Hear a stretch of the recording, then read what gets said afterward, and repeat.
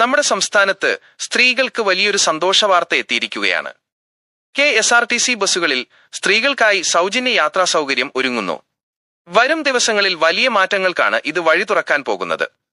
വരുന്ന ജൂൺ 15 മുതൽ ഈ പദ്ധതി നടപ്പിലാക്കുമെന്നാണ് ഇപ്പോൾ പുറത്തുവരുന്ന ഔദ്യോഗിക പ്രഖ്യാപനം. കർണാടക സംസ്ഥാനത്തിന്റെ മാതൃകയിൽ സ്ത്രീകൾക്കായി പ്രത്യേക യാത്രാ കാർഡുകൾ കൊണ്ടുവരാനാണ് സർക്കാർ ഇപ്പോൾ ആലോചിക്കുന്നത്. ഈ പദ്ധതിയിൽ യാത്ര ചെയ്യാൻ പ്രായപരിധിയോ വരുമാന പരിധിയോ ഒന്നും തന്നെ ബാധകമായിരിക്കില്ല. എല്ലാ സ്ത്രീകൾക്കും ഇത് സൗജന്യമായിരിക്കും. പ്രമുഖ വനിതാ താരങ്ങളെ പങ്കെടുപ്പിച്ച് വലിയ രീതിയിൽ പദ്ധതി ഉദ്ഘാടനം ചെയ്യാനാണ് ആലോചന. ചുരുക്കത്തിൽ സാധാരണക്കാരായ സ്ത്രീകൾക്ക് വലിയൊരു ആശ്വാസമാകുന്ന പദ്ധതിയാണിത്.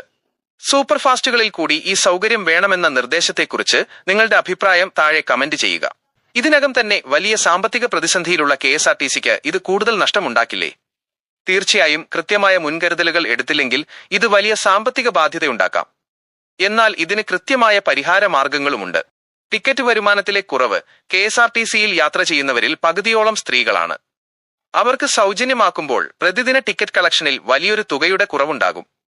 കൂടുതൽ സർവീസുകൾ വേണ്ടിവരും. യാത്രക്കാരുടെ എണ്ണം കൂടുമ്പോൾ കൂടുതൽ ബസ്സുകളും ജീവനക്കാരും വേണ്ടിവരും.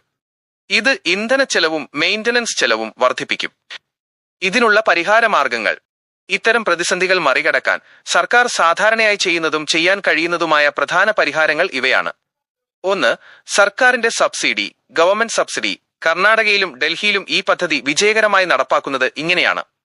സ്ത്രീകൾ സൗജന്യമായി യാത്ര ചെയ്യുമ്പോൾ ആ ടിക്കറ്റ് തുക സർക്കാർ KSRTCക്ക് നേരിട്ട് നൽകും. റീഇംബേഴ്സ്മെന്റ്. അതായത് യാത്രക്കാർ പണം നൽകുന്നില്ലെങ്കിലും സർക്കാരിൽ നിന്ന് KSRTCക്ക് ആ പണം ലഭിക്കും. 2. യാത്രക്കാരുടെ എണ്ണത്തിലുള്ള വർധനവ്. സ്ത്രീകൾക്കൊപ്പം അവരുടെ കുടുംബാംഗങ്ങളും കുട്ടികൾ, പുരുഷന്മാർ ബസ്സുകളിൽ യാത്ര ചെയ്യാൻ തുടങ്ങും. ഇത് ടിക്കറ്റ് എടുക്കുന്ന യാത്രക്കാരുടെ എണ്ണം കൂട്ടുകയും വരുമാനം വർദ്ധിപ്പിക്കുകയും ചെയ്യും. 3. പരസ്യ വരുമാനവും മറ്റു ഫണ്ടുകളും. ബസ്സുകളിലും ബസ് സ്റ്റാൻഡുകളിലും കൂടുതൽ പരസ്യങ്ങൾ നൽകിയും പദ്ധതിക്കായി ബഡ്ജറ്റിൽ പ്രത്യേക തുക വകയിരുത്തിയും KSRTCയെ സംരക്ഷിക്കാൻ സാധിക്കും. സുഹൃത്തുക്കളെ, ഇത്രയും വലിയൊരു പദ്ധതി വരുമ്പോൾ KSRTCക്ക് നഷ്ടമുണ്ടാകുമോ എന്ന് പലരും ചോദിക്കുന്നുണ്ട്. നിലവിലെ സാഹചര്യത്തിൽ ടിക്കറ്റ് വരുമാനത്തിൽ കുറവുണ്ടാകാൻ സാധ്യതയുണ്ട് എന്നത് ശരിയാണ്. എന്നാൽ കർണാടക മോഡലിൽ സ്ത്രീകൾ യാത്ര ചെയ്യുന്നതിനുള്ള തുക സർക്കാർ സബ്സിഡിയായി KSRTCക്ക് നേരിട്ട് നൽകുകയാണെങ്കിൽ ഈ പ്രതിസന്ധി പരിഹരിക്കാൻ സാധിക്കും. മാത്രമല്ല, കൂടുതൽ യാത്രക്കാർ ബസ്സുകളിലേക്ക് എത്തുന്നതോടെ KSRTCയുടെ ജനപ്രീതി വർദ്ധിക്കുകയും ചെയ്യും. നിങ്ങളുടെ അഭിപ്രായം താഴെ കമന്റ് ചെയ്യുക. പുതിയ വാർത്തകൾക്കായി ചാനൽ സബ്സ്ക്രൈബ് ചെയ്യാൻ മറക്കരുത്.